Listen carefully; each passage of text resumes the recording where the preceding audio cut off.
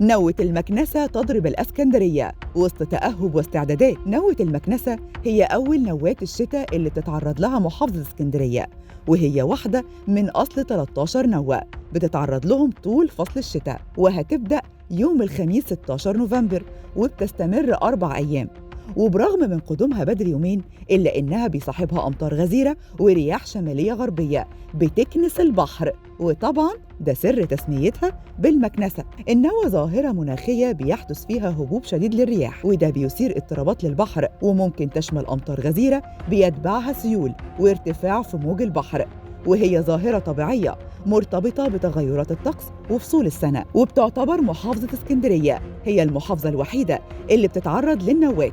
وسبق في الأيام اللي فاتت وتعرضت اسكندرية وأجزاء من الساحل الشمالي لأمطار رعدية غزيرة ورياح وانخفاض ملحوظ في درجات الحرارة، وتم رفع درجة الاستعدادات القصوى بالإسكندرية استعداداً للنوة. وتوقع خبراء الطقس استمرار فرص الأمطار لأوقات قليلة جداً حتى نهاية الأسبوع على أماكن محدودة، والجو بالنهار في مجمله حرارة خفيفة لمعتدل على الشمال وحارة على الجنوب، وبيميل للبرودة بعد أوقات الغروب بساعات قليلة. وينصح لأطفال المدارس ارتداء جاكيت خفيف، وللرضع تزويد قطعة ملابس، وللكبار ارتداء ملابس خريفية خفيفة خاصة في فترات الصباح المبكرة وفترات الليل المتأخرة.